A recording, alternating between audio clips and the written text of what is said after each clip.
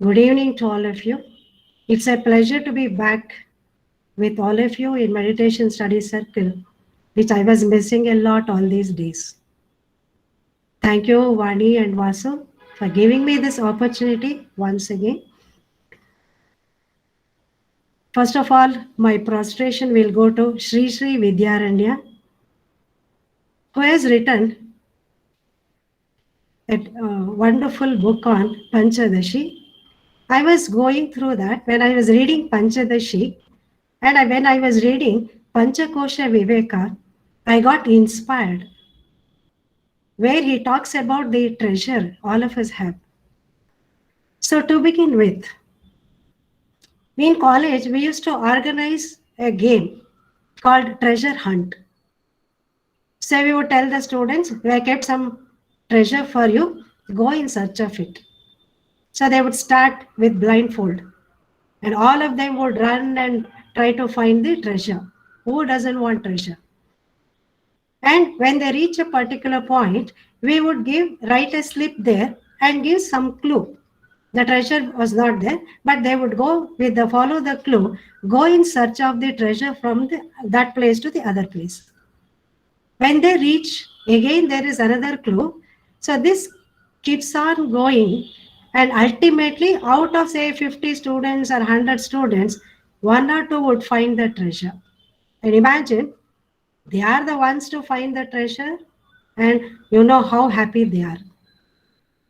So when you take the children to shopping, you are interested in buying something, but the child wants something else. The child is looking for what is very attractive to the child, and the child demands, I want the toy, I want the doll, or I want chocolate or something. The child wants only that, nothing else. Then finally, the child gets whatever he or she wants, then bring it home, keep it next to him or her, and sleep with that also. And every now and then, the child makes sure that the toy is there. Next day morning, when the child wakes up, first thing he or she sees is whether the toy is there or doll is there. The child is so happy having obtained the doll or toy, and that is a treasure for the baby. But the child plays for 1 week or 10 days, day in and day out. After some time, the child gets bored of it. Mama, I don't want this, I want some other toy. Whatever happiness the child had for 8 or 10 days, now that is gone. The child wants a new toy. Again, the mother gets one more toy. Again, goes for about 8 or 10 days. Then the child gets bored. The child wants one more. Don't you think that all of us have the same tendency? We are so fond of procuring something, go behind that, frantically search for something. We get it, use it for some time or enjoy it for some time. And after that, we said, no, I want something else. This is not what I wanted, I want something else. Then we go in search of another object. This is how our search goes on and on and on. Whatever we procure, the joy is only momentary. After some time, again we go in search of something else. Then, who is giving the joy for us always? Where is the joy? Where is that happiness? Where is that bliss? This is the question all of us have to ask within ourselves. If the object has that happiness, that object should give me the same amount of happiness all through the year, all through my life. But it doesn't happen like that. It is for some time. And after that, we lose the interest in that object. Then the happiness is not in that object. We look for happiness outside us. We look for happiness from people. We look for happiness from the materials or material wealth that we want to procure. And after that, what happens? Am I audible? Am I audible? Yes, you are Yes. audible. Yeah. So As we go on searching, the searching never ends. There's so much of discontentment, unhappiness after some time, and we go in for that. Then the story goes like this. An official who was going to his office every day via a circle, busy circle, he used to find one beggar sitting on a box and begging.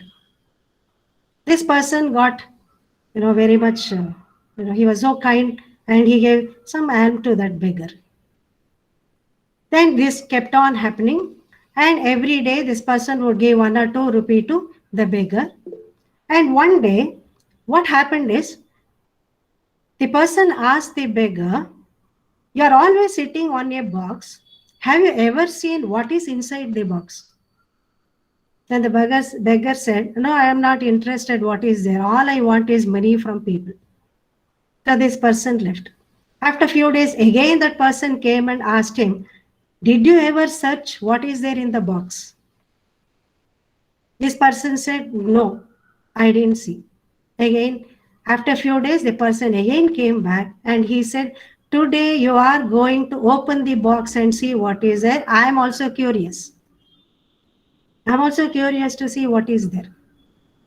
Then, very reluctantly, the beggar opened the box and he was surprised to see lot of money in the box. He was so surprised. I had so much of money in the box. I was so ignorant of it. I was sitting on this box but begging for small money. That is what all of us are doing.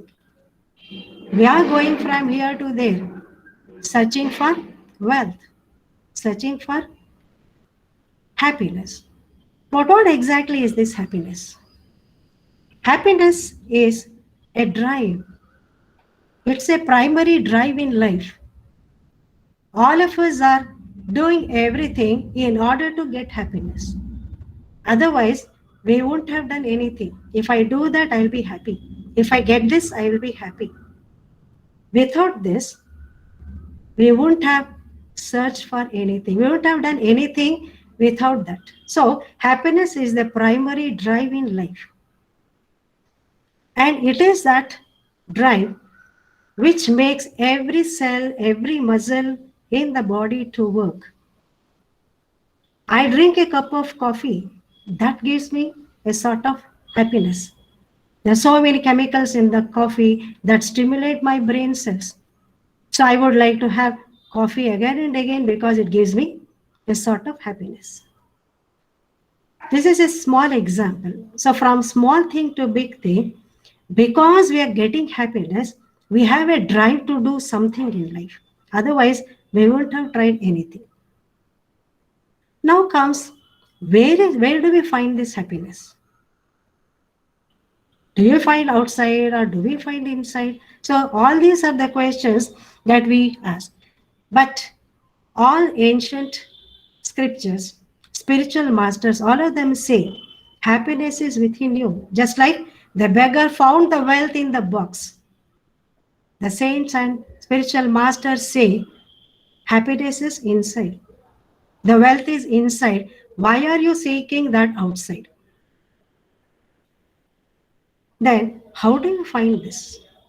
There's so much of wealth.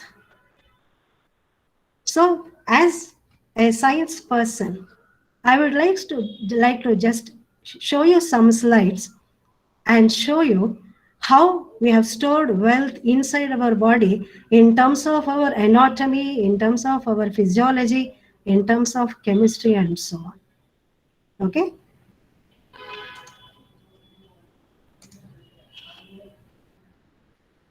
I consider this as wealth all of us have. We have harmony in every organ that we have in the body. Every organ is working in coordination with the other organ. There's a beautiful orchestra that is happening, because of which we are very happy inside without any disease. And there's a communication happening between cells and organs. This communication, if you take up the nervous system, In the nervous system, there is a communication happening between the cells, between the neurons. And suppose we eat something, the communication goes to all the other organs, the stomach and all the other organs in the digestive system, and all of them receive the message and they are talking to each other and doing their functions. And there are so many chemicals that are produced which involves in digestion and so on. And there is another beautiful mechanism all of us have is that self-defense in the form of immune system. Suppose a microbe or any antigen enters our body, the immune system starts working. It protects us. Like the soldiers who protect the country, the antibodies are produced by the immune system and they are taking care of our health. Then there are neurotransmitters, so many of them produced in the brain, and they do so many functions. I'll show you one by one later. And also, there are some molecules produced by the brain which will induce bliss, which will give bliss. They're called bliss molecules. And there is a small gland in the brain called pineal gland, which is involved in intuition as well as it induces sleep. The moment we switch off the light in the night, the pineal gland gets activated and we go to deep sleep. Suppose we can't sleep properly without pineal gland working, then you know what happens in the morning. And the other treasure that we have is the second brain. We call it as brain in the gut. And also you call it as gut feeling. So we'll go through each one of them one by one. I'm always fascinated by pancreas. In pancreas, there is something called islets of Langerhans. You must have heard of it, studied in school also. And there are two types of cells called alpha cells and beta cells. See, they are very close to each other. You can see beta cells in this light blue color and alpha cells in dark blue color. What do? Suppose we eat carbohydrate, sugar or something, beta cells, they produce a hormone called insulin that will take care of sugar level in our blood. Suppose we are fasting and we are not eating properly, the body needs sugar or glucose. Alpha cells release glucose to the blood and that will take care of the energy requirement of the body. And it is so fascinating to see that beta cells and alpha cells are close to each other. They work in harmony. They cannot work together. There is a homeostasis. There's a balance. They cannot work together. If the glucose is more, beta cells work. If the glucose is less, alpha cells work. There's a beautiful harmony between these two cells, though they are very close to each other. No confusion at all. They know what they're supposed to do. Suppose they fail to work, we know what happens. So we have to keep this treasure always within us by taking enough care of the pancreas and alpha and beta cells. This is the hormone secreted by our pineal gland, which I showed you. This is a small gland which produces these hormones, and this is able to induce sleep in us. The deep sleep is always very blissful. And we don't know anything. We have lost our identity. We don't know who we are. The morning when we get up, we say, oh, I slept very well. But while we are sleeping, we really don't know who we are. That is a beautiful state that is called Sushupti. And there is bliss in the deep sleep. This is again another wealth, treasure that we have.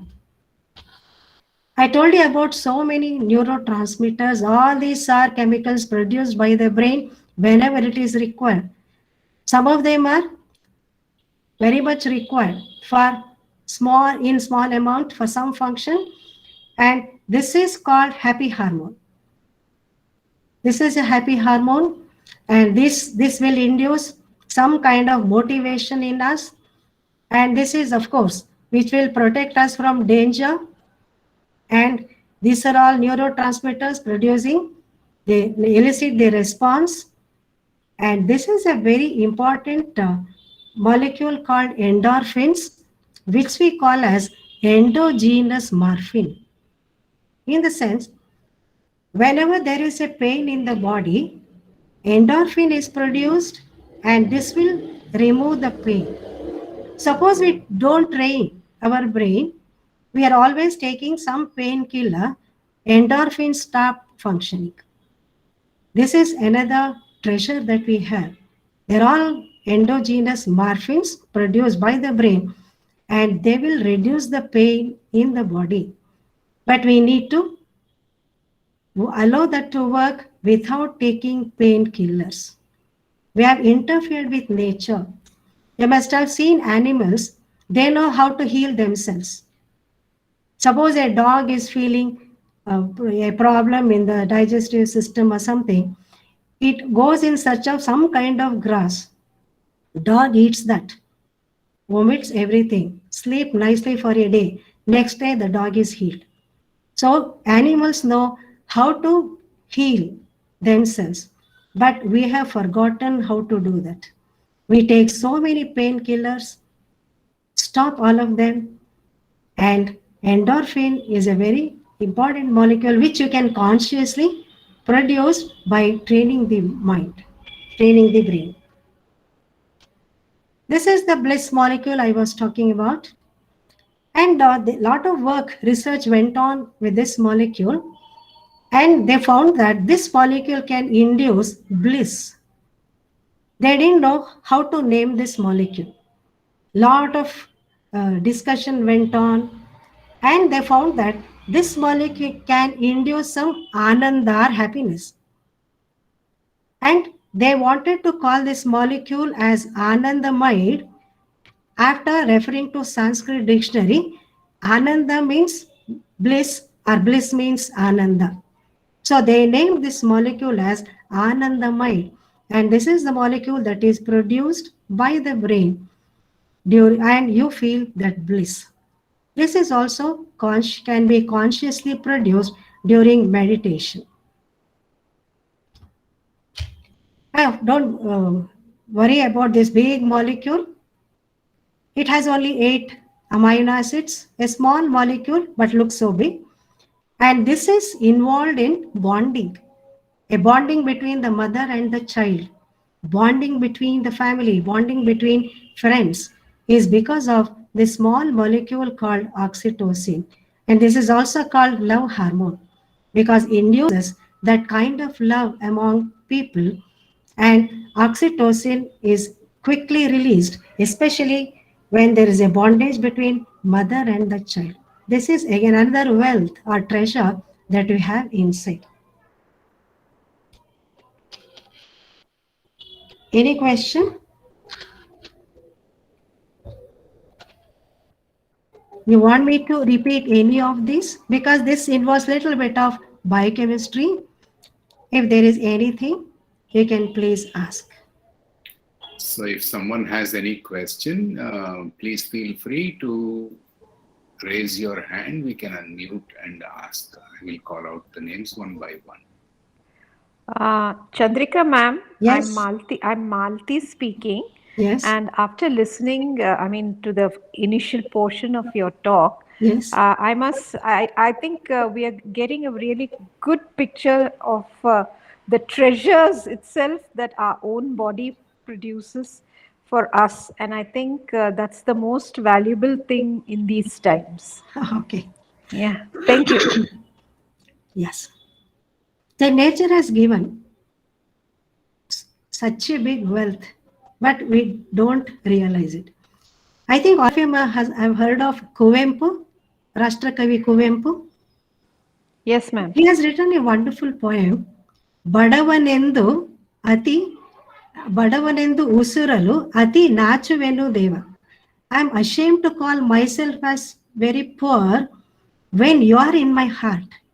That's a very, very nice poem. So, what is meant by Padavi Gadipati Nine Hrudayadolagiralu means you are there in my heart and I am ashamed to call myself as poor. This is the wealth that all of us have. But Are we taking care of this wealth? Because we are neglecting all these, we are losing our health. Disease is because we are neglecting all this. Suppose we take care of this wealth, I think you don't need to go for any more wealth. I'm always fascinated by all these molecules, and you can talk about this for hours and hours. I've taken only few examples. Okay, now we know that the wealth in the form of anatomy, wealth in the form of physiology, wealth in the form of biochemistry and so on, biochemicals and so on. But why are we not feeling it? Everybody says, Shruti says, happiness is inside, bliss is inside. A spiritual masters say happiness is inside. Everybody says happiness doesn't lie outside, it lies inside. But why are we not finding it? We're always seeking it from outside. We're seeking it from people. We're seeking it from material wealth. Why are we not finding this inside? That is, Vedanta says, there is a misery in all of us. We call it as dukkha. That misery is three types. One is adhyatmika, which we generate in the body and the mind. Adi bhautika, Adi daivika. I'll explain one by one. And also our nature, rajas and tamas. These are all the reasons for our misery or dukkha.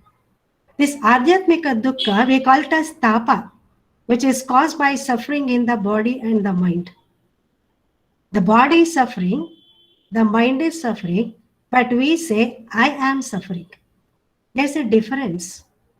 There is a pain in the body or pain in the mind, and then we say, I am suffering, I am pain, I am this, I am that.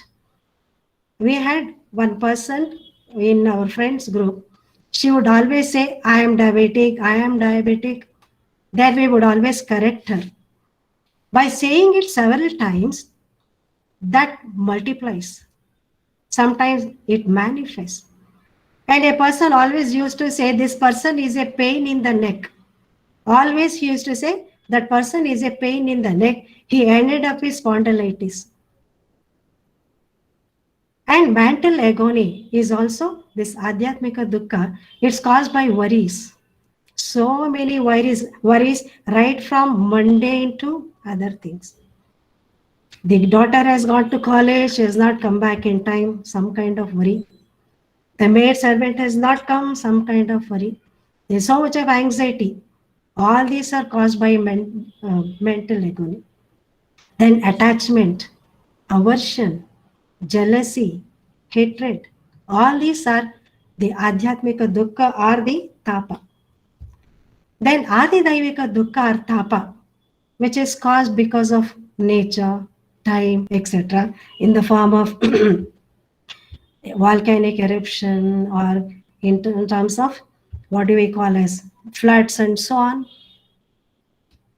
Then Adi Bhautika, Tapa, is that which is caused by other living beings, like wild animals or enemies. The best example you can give now is COVID-19 is also Adi Bhautika Dukkha or Tapa caused by some virus.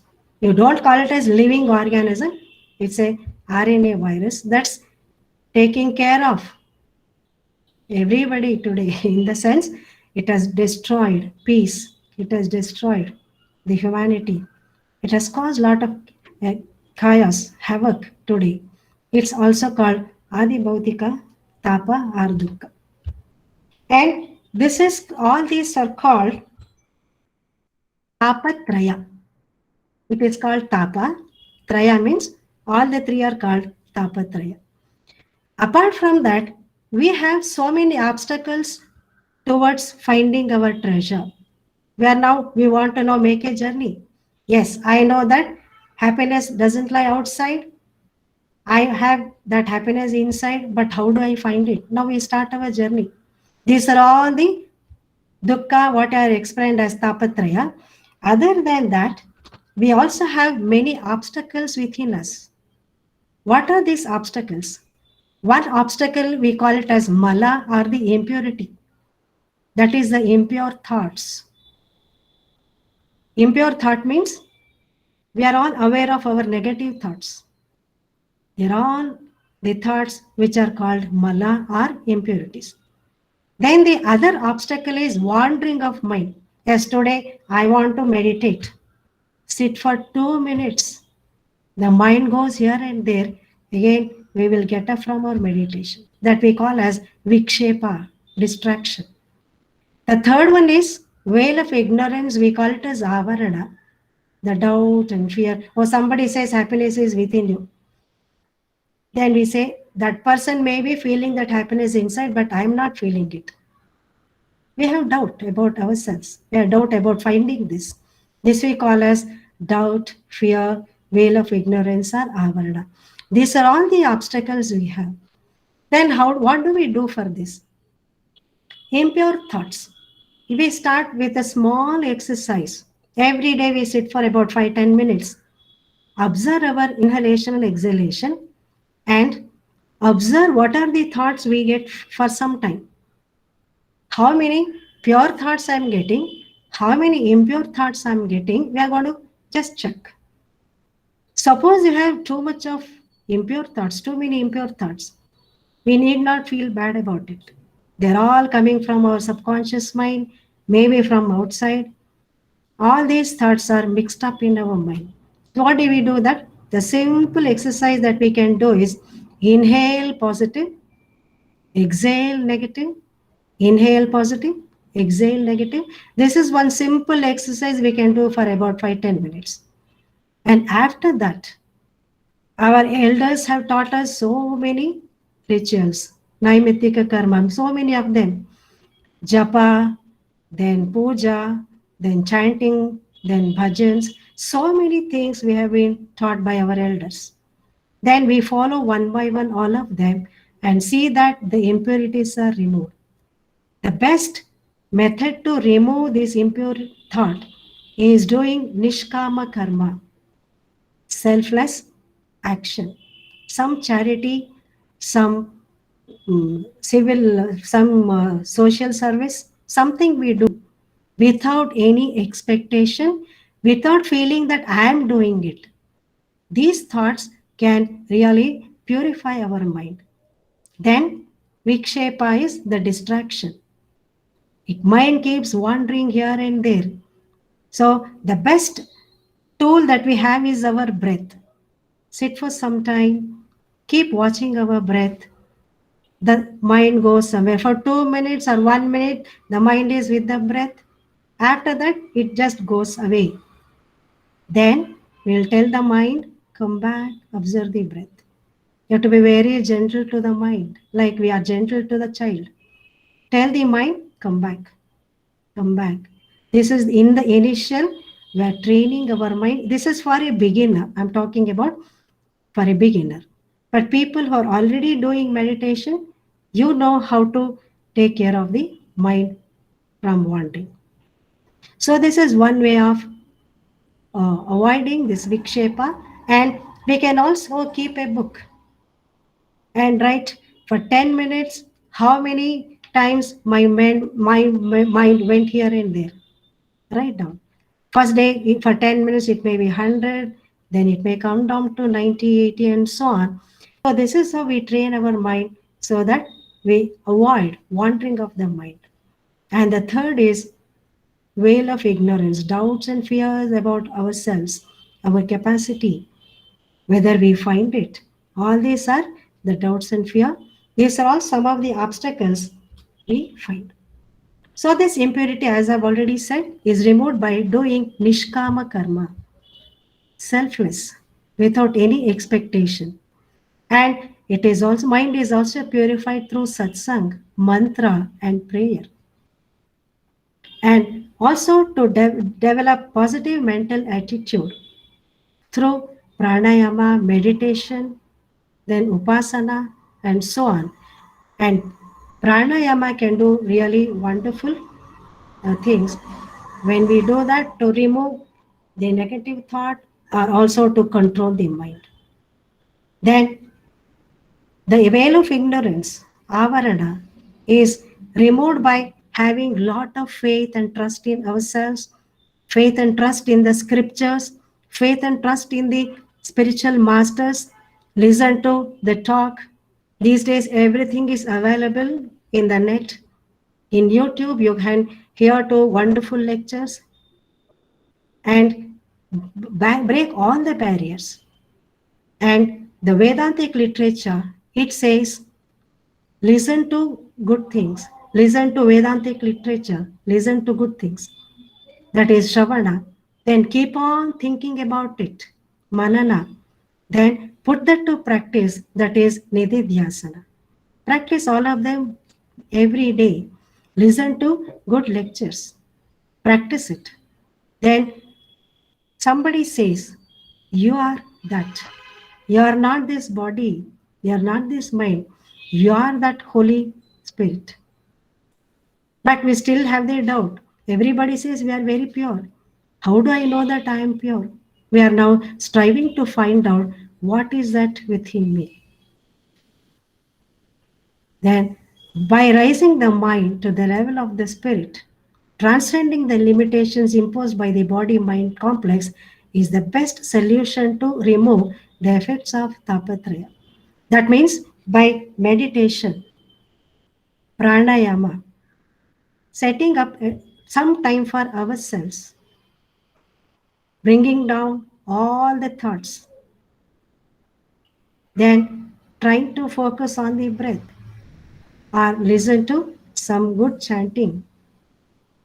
They involve in all the puja and other rituals. Slowly, it can remove all this tapatraya and mind gets purified. So as per the scriptures, every action that we do, that action we call it as karma. Every karma that we do, like any ritual or japa or whatever it is going to remove all the impurity that we call as chitta shuddhi.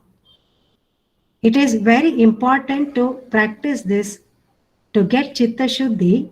Only after that we slowly get glimpse of what I am, what we are.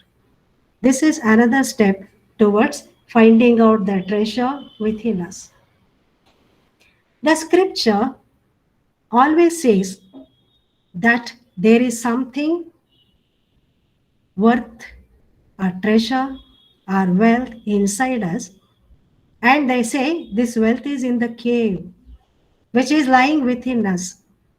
You can imagine a cave, and the scripture also says the cave is not empty, it is hiding something very precious. The treasure is there. So what is that? Where do we find? Why are we not finding that cave? Because the cave is covered by 5 layers. We call it as Panchakosha. 5 layers, we call it as Panchakosha. So if you go one by one, like we take onion, keep peeling every layer one by one, like Annamaya, Pranamaya, Manomaya, Vijnanamaya, Anandamaya Kosha. Visualize there is an onion. You're peeling the onion one by one. So when we do that, what is that we find after that? What is that we find after that? Now we have to think of it. So Annamaya Kosha is nothing but the gross body, outer layer. Annamaya Kosha is the outer layer. What does Annamaya do? Annamaya Kosha grows from the food that we eat. That's why it is called Anna. So there is a modification. Maya means modifications are vikara. Annamaya Kosha grows from the food that we eat.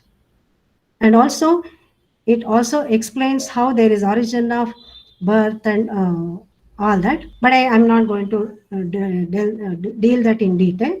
So Annamaya Kosha is nothing but the gross body. Next to that is the Pranamaya Kosha, where we are doing the breathing and other things.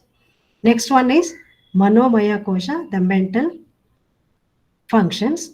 Then Vijnanamaya, the intellect, and Anandamaya, that is the bliss. So this is how the Pancha Koshas is illustrated with a diagram. The Annamaya Kosha, the outermost layer, that is the body. Pranamaya Kosha, then Manomaya Kosha, that is the mind.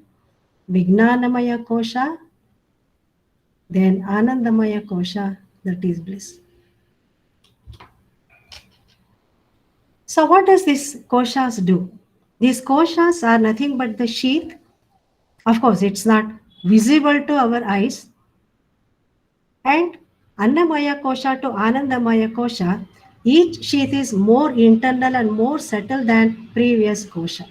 Annamaya Kosha, we can feel. It is a gross body, we can feel it. But beneath that, there is Pranamaya, subtle body, which we cannot feel. Like that, every kosha, as you go inner and inner, it becomes more subtle. And all of them work together. And one sheet is interacting with the other sheet, and one sheet has a controlling power on the other sheet. No sheet is independent. For example, when we do pranayama, we can control Manomaya Kosha. Manomaya Kosha can control Pranamaya Kosha. So, no kosha or the sheath is independent. They are working in harmony with each other. All of them are working one by one and they are interdependent. And each sheath is said to be more internal. And each sheath interpenetrates the other sheath. And there is no separation of the sheath literally as we visualize. But the subtle sheath is said to pervade the sheath that is less subtle to it and also to extend beyond that. So this is how each sheath is working. Then what is the controlling power? The more internal and subtle a sheath is, the more controlling power it has over the sheath. I'm just reminded of an atomic structure. The nucleus is inside the atom and the electrons are all around, going around the nucleus. One element can have 11 electrons and other can have 18 electrons and so on. But they're all distributed in different layers. You can visualize it as a sheath. The electron, which is closer to the nucleus, has more attractive power than the electron that is away from the nucleus. It's very away from the nucleus. Means, if the treasure is inside in the cave, the gross body is very much away from it. That's the reason why we are not feeling it. We think we are the body because it is away from the treasure that we have. The inner sheath controls the outer sheath. For example, Vijnanamaya can control Manomaya, Pranamaya can control Annamaya, and Pranamaya can control Manomaya. This is how each sheath has a controlling power on the other sheath. And this Annamaya Kosha, the key constituent is food. The body is made up of food, but it is not food, but a modification of food. That is why it is called Maya. Even Vijnanamaya, Anandamaya is also a modification, and Anandamaya is not the true self. It is the Vikara or the modification. Suppose we go to the next one, Pranamaya Kosha. I think all of you are aware that there are 5 Pancha Prana anta karitivi. There are 5 types called Prana, Apana, Vyana, Samana, Udana. All of them have their own functions in the body and they take care of all the physiological functions, blood circulation, contraction, relaxation of the muscles, excretion, everything. Apana Vayu is very important to remove the waste from the body. So all of them are working together to keep our body healthy. And this Pranavaya Kosha, it's called Kriya Shakti. Without prana, we will not have that Kriya Shakti within us. And before I go on to Pranamaya Kosha, there is something that's very important to discuss about this Annamaya Kosha. We have to consider this body as a temple, very sacred, which was taught to us by our elders. But with the time, with exposure to so many cultures and so many other things, we started spoiling this. We started putting everything inside, thinking that it's an engine, it can burn anything that we eat. So as a result, what happens is there are some food which are pranic food, which gives us good energy, but there are some foods which will deplete our energy. We are not aware of it. So today, if we open the YouTube or go to the net, there are so many cookery shows. There they add everything, whatever they like. And one is having good pranic energy, other is not having good pranic energy. They're mixing up everything.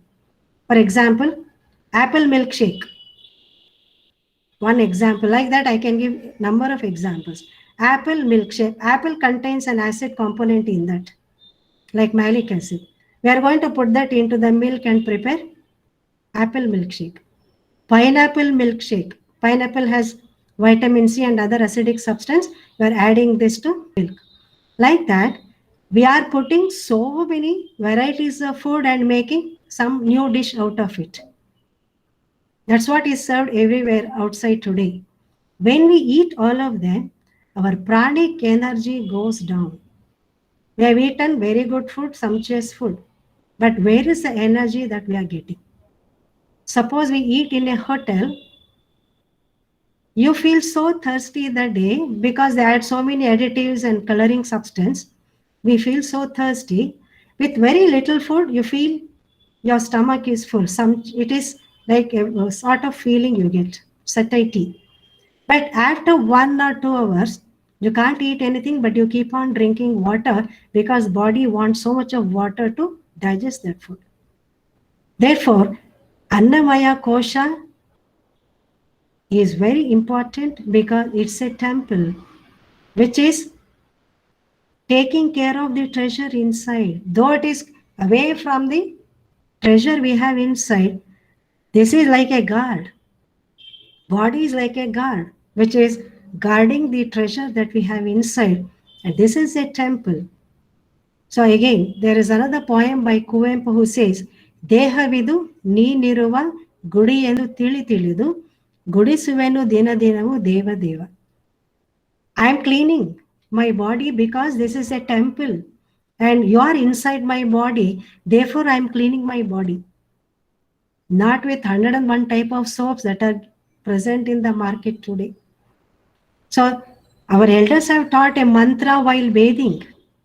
All these are very divine. The body is a temple, we are cleaning it because just like we clean a temple, because the deity is inside. The wealth is inside, the treasure is inside. Therefore, the body, taking care of body is very, very, very important. There are some people who say we are doing sadhana and then say we are doing fasting. But what kind of fasting? How many days?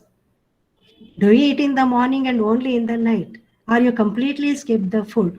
All these are unscientific way of doing fasting. Scientific way of doing fasting is also taught to us. How it should be done every 11th day. What do you do on 12th day? What do you eat on the 12th day? How do you do that fasting on the 11th day? Everything is very scientific. That is to take care of the temple. Then moving on to Pranamaya Kosha. The Pranamaya Kosha controls the Manomaya Kosha. And Manomaya Kosha, as all of us know, the key constituent is desire, Ichha Shakti. This Ichha Shakti is required to do anything, but the desires are countless. One after the other, the desires keep rising in our mind. And whole of our life we spend in fulfilling those desires. Again, here we need that power of discrimination. What desire I should fulfill? How much should I work for it? And where do I draw the limit? It's like, there's a Kabira's Doha. He says, whole night you're doing your bed and spreading your bed sheet. When are you going to sleep? We keep on accumulating wealth. And a time comes when we cannot eat, we cannot enjoy, we cannot go out, we cannot move around, enjoy that money. So there's so much of desire in all of us, keep on accumulating, and not enjoying anything, not giving out anything to anybody also. So Manamaya Kosha, the key constituent is desire. And the Prana Maya Kosha and Manomaya Kosha, they go hand in hand. And prana is the fuel. And it is the icha from the mind that shows how this fuel is used. And Vijnanamaya Kosha. What is Vijnanamaya Kosha constituent? It is the I thought. It is the intellect. And the intellect says, I am the karta, I am the doer. That is where the ego sense is born in the intellect. Ahankara, ahamkara. I am the doer. I am karta. And every thought produced in the intellect is full of this ego sense. This is how ego penetrates the other sheath up to gross body also, up to Annamaya Kosha also, the ego spreads. So this is where we confuse ourselves. Who am I? I am the body. I am the mind. I am the intellect. So this is where all the confusion begins because the ego is spreading out up to the other sheets. The key constituent is karta. Next, what happens is when I'm doing something, then I reap some results, some result out of it. Then I become bhokta. I am the enjoyer. So karta and bhokta, I am doing, I am enjoying. I need to enjoy it. So that is developed in the Vijnanamaya Kosha. All these Vijnanamaya is characterized by doership. Karta means the doer. And I thought, because from the I thought, the intellect controls the mind.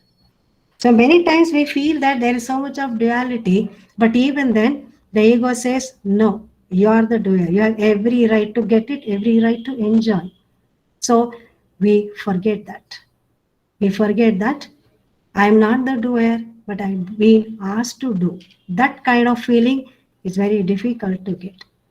Then what comes is, in Anandamaya Kosha, the key constituent is happiness. So this is where what we are looking for. I want Ananda. I want happiness. So the bliss sheath is also described as Bhokta or the enjoyer. There are three types of modification of happiness. One is Priya. You look at something, you feel very happy. Then Moda, that object is close to you, with you. You feel that Moda. Then you are enjoying that. That is Pramoda. We want only three of them. I see it, I like it. I want it, it is with me. And I have to enjoy it, then it is Pramoda. So Anandamaya Kosha prompts us for all this. Whatever we see, whatever we want, and whatever we want to enjoy. These are all degrees of happiness that we are looking for. And thoughts of happiness are very subtle compared to other thoughts. So until we drop the object, happiness that we get from the object, it's very difficult to differentiate what is true happiness and what is the happiness we are trying to derive from a substance, derive from an object, or derive from the surroundings. Therefore, Anandamaya controls Vijnanamaya Kosha, and Vijnanamaya controls Anandamaya Kosha. They go hand in hand. So now we need to take an oath. Before that, now we are talking about the treasure in the cave. How do I reach that cave? I start from the body because it is the outermost kosha. I start from the body.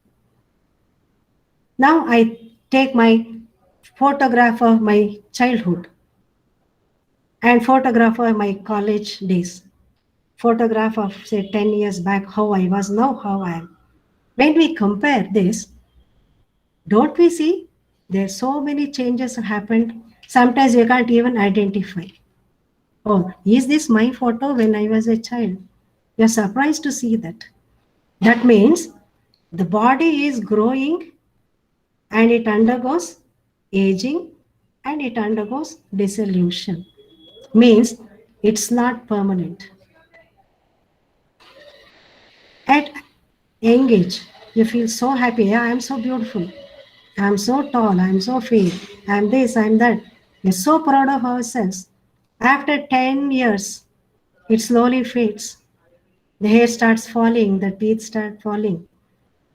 And we feel that there's so many changes happening from childhood to this day. So this body undergoes modification or it is undergoing vikara. Therefore, I am not this body. I cannot be this body because it's not permanent. And one day I will quit this planet. So I cannot remain here forever. So I'm not this body. Then pranamaya. That's also not mine. It's only a sheath. Manomaya. My thoughts keep changing. My ideas keep changing. Everything keeps changing. Not only that, I like somebody today, tomorrow I may not like that person. Relationship changes. We keep some people at a high pedestal, appreciate them, praise them, and next day when they call you, you will cut their call, you won't pick up the call because you don't like that person next day. So, Manomaya Kosha also keep changing. No thoughts remain there. No ideas remain there. So, Manomaya Kosha changes. Then Vijnanamaya, the intellect, the ego, everything keeps changing. Then come to Anandamaya Kosha. The object which was giving happiness today will not give the same happiness tomorrow. If the happiness is in the object, that should give us happiness all the time, 24 hours, 365 days, whole life. But it is not doing that.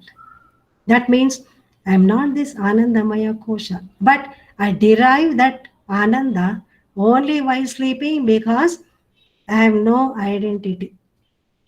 That's the only time when we are ourselves. Other than that, we call that as personality. Persona means mask. If somebody says, come to a personality development course, please think twice before attending that because they may teach you to wear more and more mask. Persona means mask. We are hiding our true self, wearing a mask. So why there is unhappiness? That's because what we are inside, what we project outside, both there is a lot of gap between that. That is the reason why there is so much of suffering, so much of unhappiness, because what we are inside, what we project outside, both of them are different. This is what we need to think carefully and do a lot of introspection and analyze ourselves. Are we true to our thoughts? Are we true to our feelings? Are we true to our ideas? Are we true in our relationship? Everything counts. Then this is how we can get rid of all the, what do you call as the turmoil, the chaos inside the mind. Release all of them one by one, what we don't want. Throw it out. Through breath you can throw out. Then through the consciously you can throw out unwanted thoughts. All these are the sadhana that we need to do in order to purify our mind, purify our body through pranayama, through yoga, and many more things. Then read the scriptures, and nididhyasana, then manana. Keep thinking about it, put that to practice. All of them will help us in do this. So, Vidyaranya in Panchakosha Viveka, he explains you have to negate koshas one by one. As I showed in the previous slides, there are so many koshas around this treasure, and we need to remove it one by one. In the sense, we need to negate it one by one through our viveka or discrimination. No, I am not this body. Suppose there is a pain. The pain is in the body. I need not feel the pain mentally. It's a very subtle difference. The pain is in the body, but the pain is not in the mind. So my spirit doesn't get affected by the pain. And some people say, I am suffering. This is also a different type of statement. I am suffering. Who is suffering? There is a pain in the body. So that part of the body, there is a pain because of some chemical produced in that body. Sometimes it fades away. Sometimes you need to take some medicine and put down that pain. But why should the spirit suffer because of the pain in the body? As a result, what happens? Our mind becomes numb.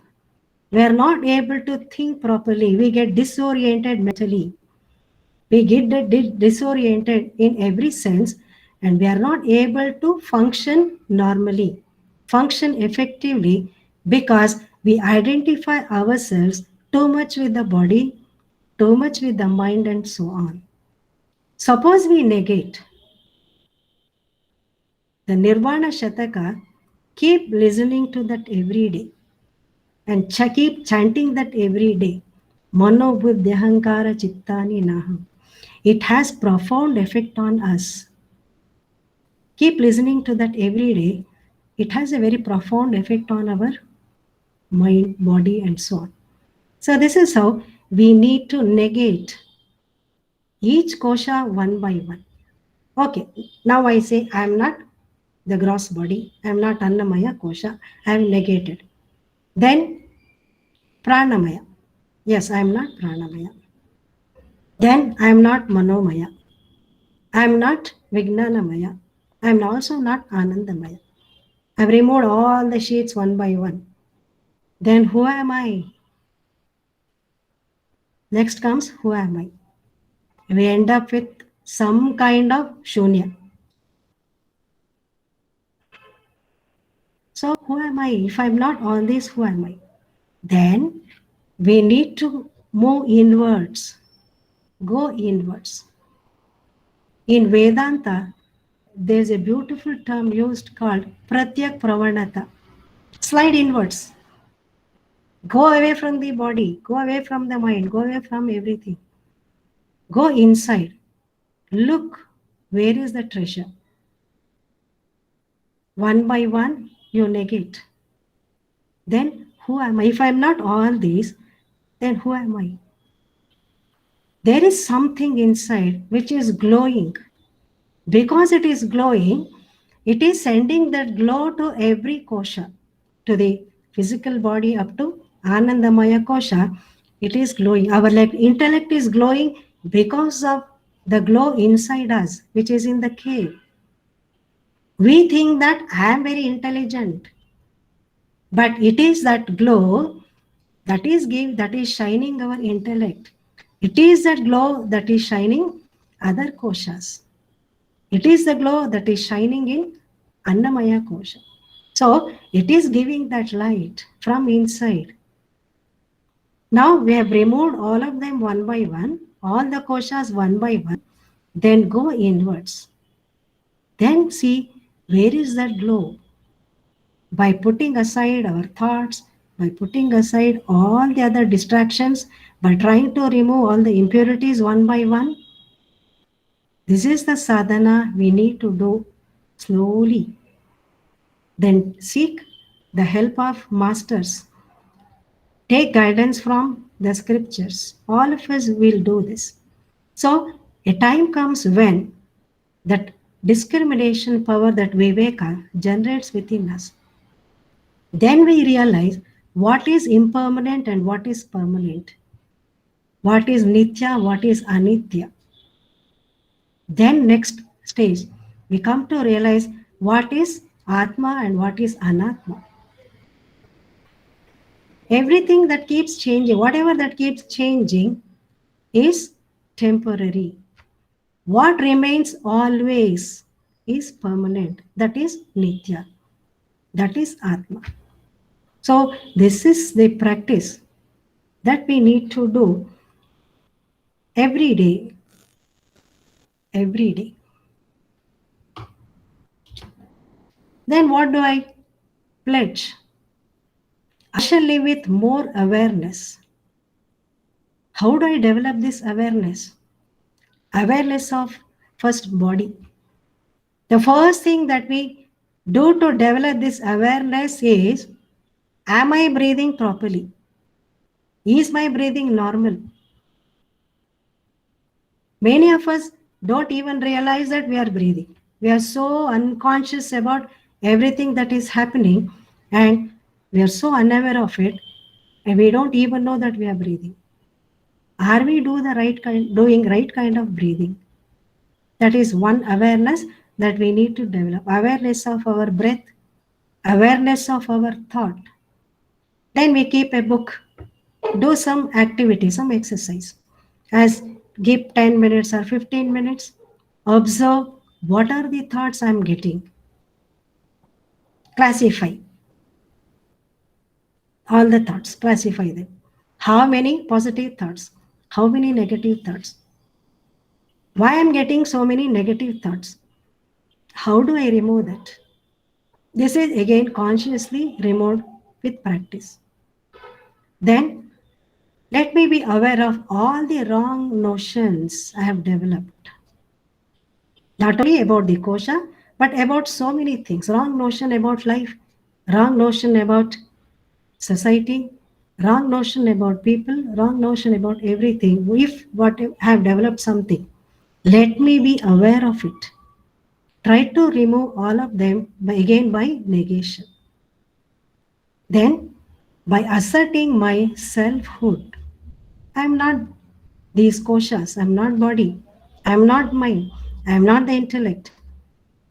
Then I must be something else, which will not change, which will not perish, which will not destroy. My body may perish, it may go away, but that self which is inside will remain shining.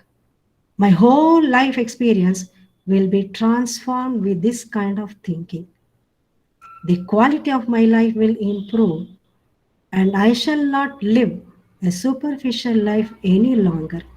This is the pledge we need to always take. So start from the body awareness. Exercise one by one from body awareness. Then awareness of our breath. Inhalation, exhalation. First, deep breathing, deep inhalation, deep exhalation. And scientists have proved that when we inhale deep, there is a nerve called vagus nerve which goes from the stem of the brain. That vagus nerve, you can check in the net the picture of it. The vagus nerve is connected to every part of the body. So as we do this conscious deep breathing, every nerve will go to every organ. The vagus nerve will go to every organ, and it supplies that kind of peace. Every part of the get that stimuli, get that message, and every part of the body get relaxed. We can also do this consciously. Sit there for some time, take a deep breath, and visualize that the vagus nerve is getting activated. The vagus nerve is connected to every part of the body, and that deep inhalation gives that peace, and that peace is traveling to every part of the body. And inside, we can visualize your organs in the body: heart, liver, gallbladder, every part of the body slowly is getting relaxed with this deep inhalation and deep exhalation. This is been proved beyond doubt by scientists that vagus nerve gets activated. In the sense, vagus nerve can spread this relaxation signal to every part of the body by deep inhalation. Then after that, we are going to do different pranayama techniques. And many of you must have been doing this by doing Kapalbhati or Bhastrika, then remove that carbon dioxide which we have stored little more than required, because we are doing only that shallow breathing. Since we are not doing deep breathing, the complete exchange of gas is not happening. Sometimes if you take your arterial blood gas analysis, we will come to know how much of oxygen is in arterial blood and how much of oxygen is in the venous blood. We will come to know. If the exchange of gas is not happening properly, then what happens is when you do arterial blood gas analysis, we find more carbon dioxide in the artery than oxygen. So this is an important test to know that we are not using this wealth of exchange of lungs through exchange of gases through lungs. We need to strengthen our lungs. Now today, because of this COVID and the pandemic that's happening, everybody now, every pulmonologist is talking about the strengthening of lungs. Let's take care of lungs. That is what is very much required today.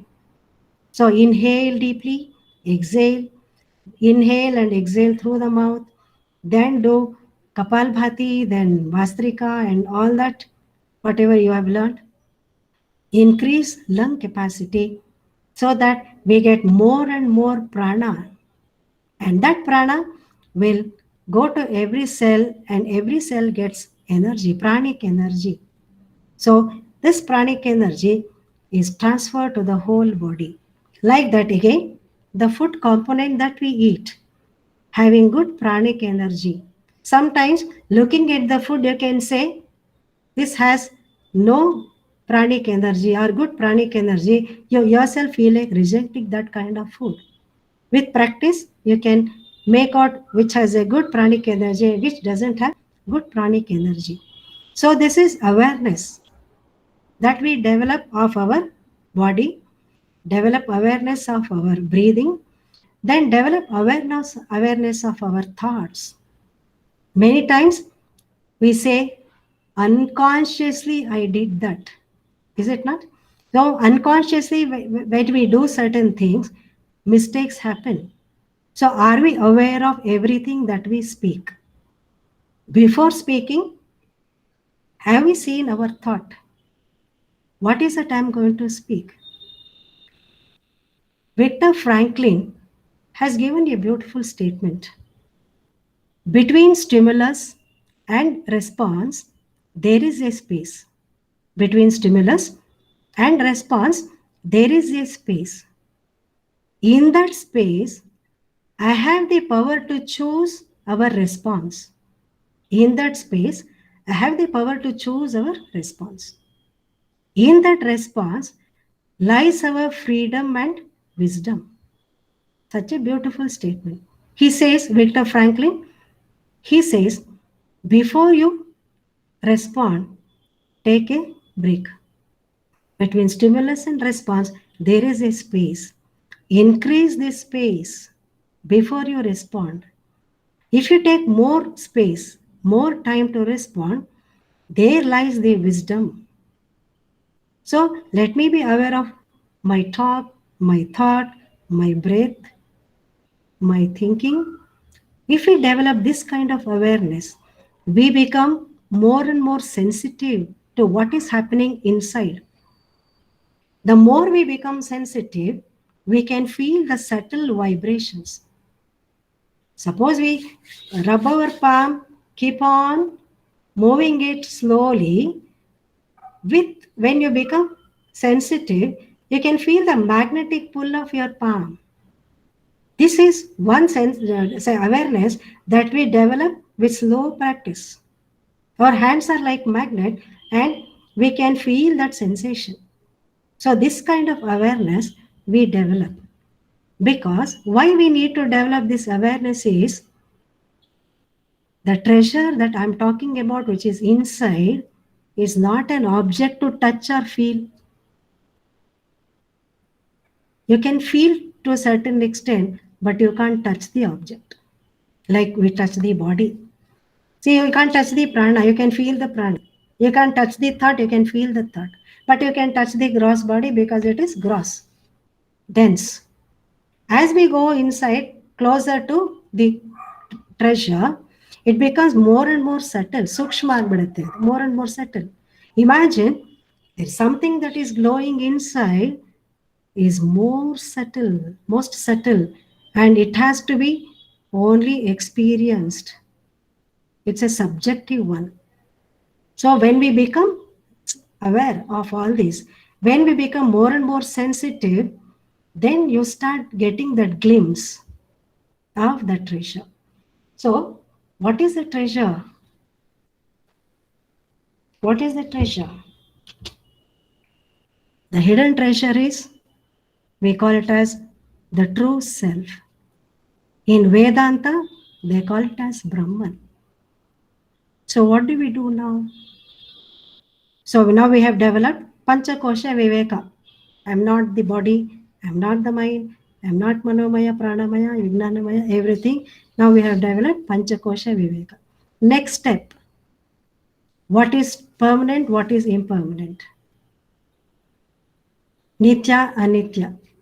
That Viveka, that discrimination that we need to develop. Nitya, Anitya Viveka. Atma, Anatma Viveka. Like that, one by one, we keep on analyzing. Is it true? Does it lie with me for all the time? Do I stay here for a longer time? How long I am going to stay here? Do I stay here permanently? Anyway, one day I'm going to quit all these and go away. Nothing is permanent. So this kind of Viveka will drive us towards our hidden treasure. And as Vedantins say, the masters say, our Shruti says, the Upanishads say, you are that. You are not any of these, but you are that Brahman. So this we need to experience. We are all on this path. We have a long way to go, long journey to traverse. And I am sure one day all of us will find that hidden treasure, merge with that, and have that eternal happiness. Thank you so much. Thank you.